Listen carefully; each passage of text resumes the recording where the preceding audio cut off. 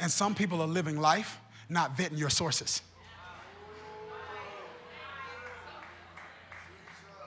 Some people think because it's viral, it's true.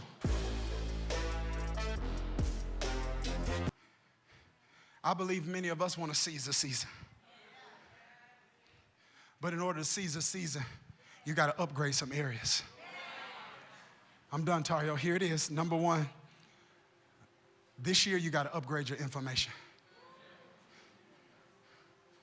Pastor, what do you mean?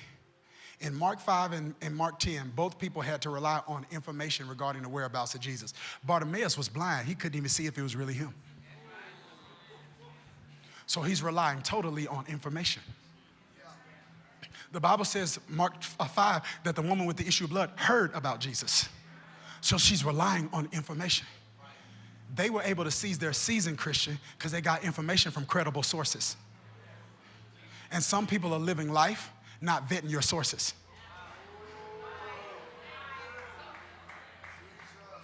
Some people think because it's viral, it's true.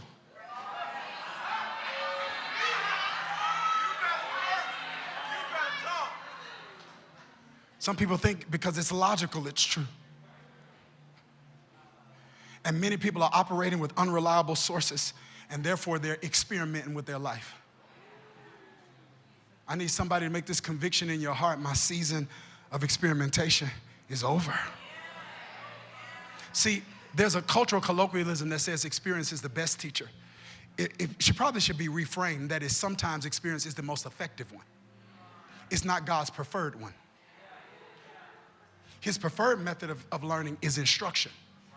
He said, I want you to believe me enough on the front end to obey.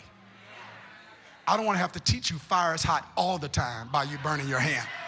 I need you to trust me it's hot so that you never stick your hand in it. I'm not saying that there isn't a place for experience, but some experiential learning is unnecessary. You don't have to learn everything the hard way. Because learning through experience, there's tuition attached to all education. So to learn through information, you got to pay the tuition of humility. But when you learn through experience, you pay the tuition of time. And that's a non-renewable asset. You don't get that back. Sometimes it took you 5 years to learn a lesson that you can't get back. That tuition is too expensive.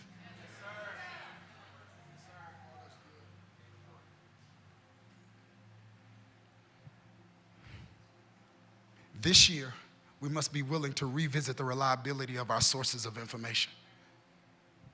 If it doesn't line up with what God say, I don't want it.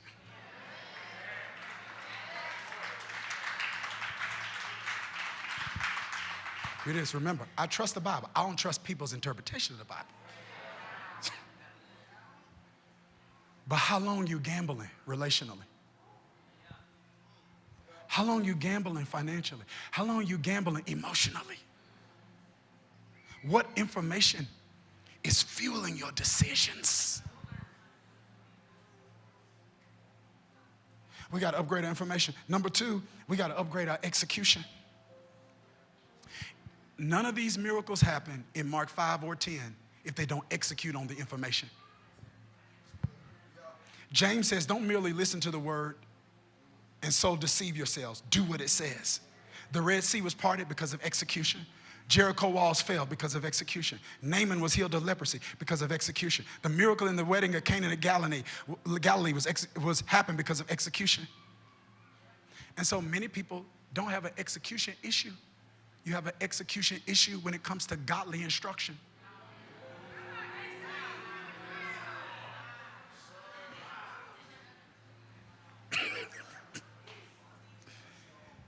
And if you're going to seize a season, you got to be willing to execute on a word. To move on what God says. To not attach conditions to your obedience. Naaman almost missed the miracle because he felt like he had to understand it to do it. Dip in Jordan. Why that one? Man, just dip. You tired of itching? Dip. Why not other rivers? Okay. I'm not going to bother this.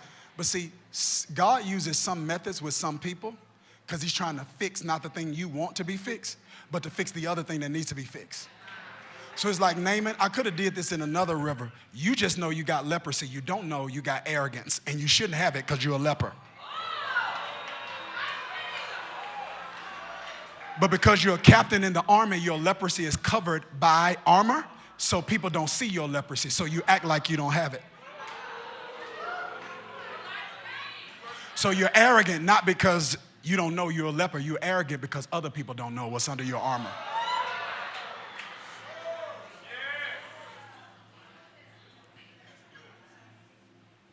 All right, we out of time. Here it is.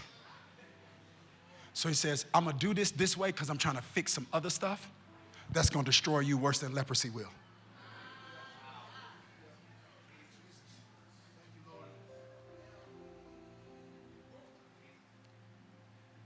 Lord, use the things I can see to fix the things I can't. Number 3, y'all ready for this one? Number 3, we've got to upgrade our insulation. So I've been doing some studying recently, and I don't know if y'all heard of this term. I just learned about it this year, called emotional contagion. Have you heard of that?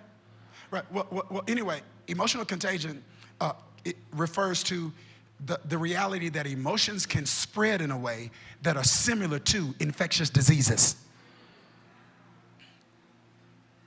Right? That I can be emotionally positive, optimistic, right, zealous, and then I'm overexposed to people that are negative and cynical and full of doubt. And then unconsciously, my emotional disposition changes. It was an emotional contagion. I picked up some of the emotions of those that were exposed to me. 1 Corinthians 15:33 says, don't be misled. Bad company corrupts good character. So sometimes, listen to me, sometimes you can't do separation. Because sometimes you're living with a negative. Let me go over here. Y'all, was that too real? Are y'all all right? Separate. What if it's your mama? What if it's your spouse? So when there can't be separation, you've got to learn insulation. How can I insulate myself from that which I can't separate myself from because I'm a steward of the condition of my soul? Beloved, I wish above all things that you would prosper and be in health, even as your soul prospers. I need to select how much exposure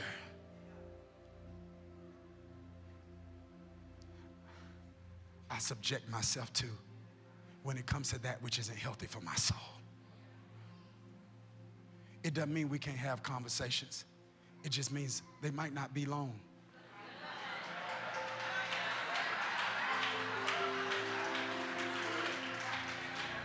And if you're not ready for that, you're not ready for a new season. If you're not ready, if you're not ready to engage in uncomfortable activity like that, it means your current season is not uncomfortable enough for you.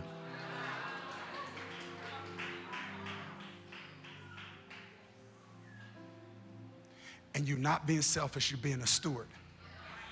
Because I got to go. Your assignment requires a healthy soul. I can't do this without a healthy soul. I got to believe God. I got to believe all things are possible. I got to believe we can do it. I got to believe that if I'm faithful and I teach this Bible and I love people right and I serve people well, that we'll see a difference. Your assignment requires. I got to go. And last but not least, y'all ready for this? You got to upgrade your determination. Here's what I'm telling you right now. When Ash Wednesday come and we come into Lent, here's what some of us need to give up. Let your pastor tell you what you need to quit. You need to quit quitting.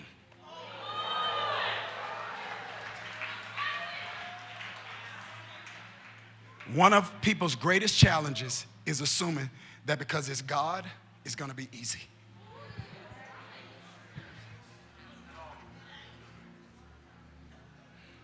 1 Corinthians 16:9 says, because a great door for effective work has opened to me, there are many who oppose me. Adversity is in front of most doors.